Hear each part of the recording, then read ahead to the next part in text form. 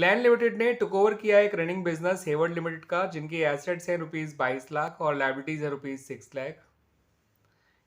इसके बदले में इसने इशू किए हैं 20,011% डिवेंचर, जिनकी फेस वैल्यू है ₹100 और इनको इशू किया गया है एट ए डिस्काउंट ऑफ 5%।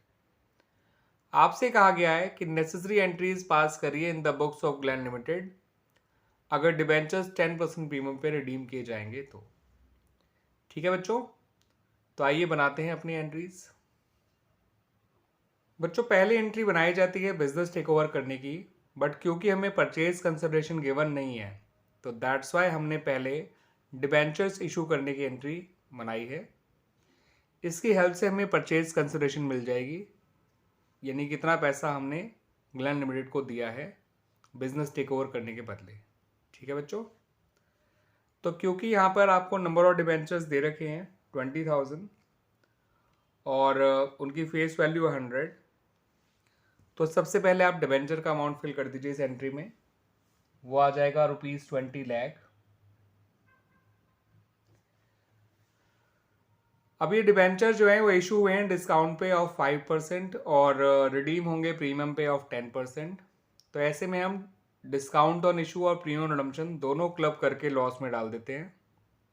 ठीक है बच्चों, क्योंकि प्रीमियम रिडम्पशन की वजह से बिजनेस को लॉस हो रहा है और डिस्काउंट ऑन इशू डिबेंचर भी कंपनी के लिए एक लॉस ही है। तो टोटल परसेंटेज हो गया डिस्काउंट का और प्रीमियम रिडम्पशन का 15। तो 20 लाख का 15% होता है 3 लाख। प्रीमियम रिडम्पशन एक लायबिलिटी है जो हमें इन फ्यूचर पे करनी है, दैट्स वाई इसे क्रेडिट कर रहे हैं। और ये 10% है 20 लाख का, जो कि आएगा 2 लाख। तो 22 लाख माइनस 3 लाख, ये आपका आ गया बच्चों 19 लाख। इसका मतलब हम ग्लैन लिमिटेड को 19 लाख रुपीस दे रहे हैं बिजनेस टेक ओवर करने के बदले में। आइए बना लेते हैं पहली एंट्री। पहली एंट्री में हम लिखेंगे sundry assets account debit to sundry liabilities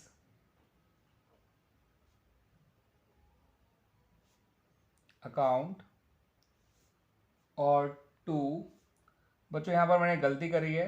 Glenn limited तो बिजनेस टेक ओवर कर रहा था, टेक ओवर तो बिजनेस किया गया है हेवर्ड लिमिटेड का।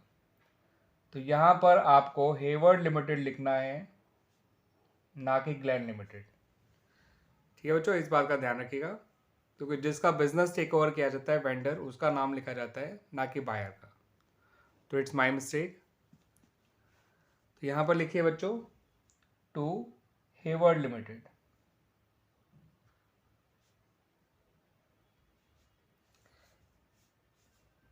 सन्ड्री एसेट में लिखिए 22 लाख, सन्ड्री लायबिलिटी में लिखिए 6 लाख, हेवर्ड लिमिटेड लिखिए 19 लाख, जो हमने भी ढूंढा।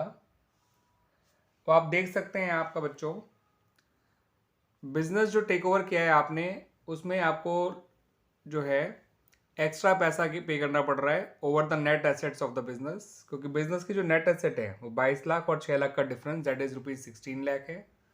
बट आपने हेवर्ड लिमिटेड को पे किया है 19 लाख थ्रू डिबेंचर्स। तो इसका मतलब जो आप ₹3 लाख एक्स्ट्रा दे रहे हैं that is for goodwill of the business, और वो है ₹3 लाख। ठीक है बच्चों, ये फॉर्मूला ध्यान रखिएगा नेट एसेट्स का। नेट एसेट्स का फॉर्मूला होता है एसेट्स माइनस लायबिलिटीज। एसेट्स हैं 22 लाख की, लायबिलिटीज हैं 6 लाख की, तो नेट एसेट है 16 लाख की। मगर हम जो बिजनेस के लिए पेमेंट कर रहे हैं हेवर्ड लिमिटेड को, वो कर रहे हैं 19 लाख, जो हमने अपनी सेकेंड एंट्री से देखा था। ठीक है ना बच्चों, और मैंने यहाँ पे गलती से ग्लैन लिमिटेड लिख दिया था, इसे नाम यहाँ पर हेवर्ड लिमिटेड आएगा, बिकॉज ग्लैन लिमिटेड तो बायर है, ना कि सेलर, ना कि वेंडर, मतलब दैट्स वाई।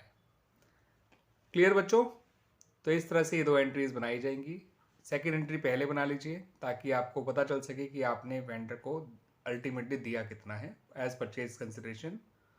और वैसे भी यहाँ पर आपको नंबर ऑफ डिवेंचर्स दे रखे हैं, तो सेकेंड एंट्री बनाने में आपको दिक्कत नहीं आनी चाहिए, क्योंकि आमतौर पे सेकेंड एंट्री बनाने के लिए first we have to find out the number of debentures, but in this particular question हमें नंबर ऑफ डिबेंचर्स दे रखे थे जो इशू किए गए थे, ठीक है, to the vendor as purchase consideration. ये डिबेंचर्स डिस्काउंट पे इशू किए गए थे और उनका रिडम्पशन प्रीमियम पे होना था। तो जब भी डिबेंचर इशू डिस्काउंट पे होते हैं और रिडीम प्रीमियम पे, तो हम डिस्काउंट का अकाउंट ओपन नहीं करते हैं। डिस्काउंट का amount as well as premium redemption का अमाउंट दोनों क्लब करके loss on issue debenture account में डेबिट कर देते हैं। तो 10% था प्रीमियम रिडम्पशन, जो डिबेंचर की फेस वैल्यू 20 लाख है, 20,000 इंटू 100, 20 लाख का 10% दैट इज रुपीज़ 2 लाख, और डिस्काउंट था 5% जो कि 1 लाख निकल कर आता। तो 1 लाख डिस्काउंट का और 2 लाख प्रीमियम रिडम्पशन का मिलाकर हो गया लॉस रुपीज़ 3 लाख, और 22 माइनस 3 दैट इज़ 19 लाख। इसका मतलब आप वेंडर को दे रहे थे, और नेट एसेट की वैल्यू 16 लाख थी। इसका मतलब जो रुपीज़ 3 लाख आप एक्स्ट्रा दे रहे हैं that is for the goodwill of the business. Clear बच्चों?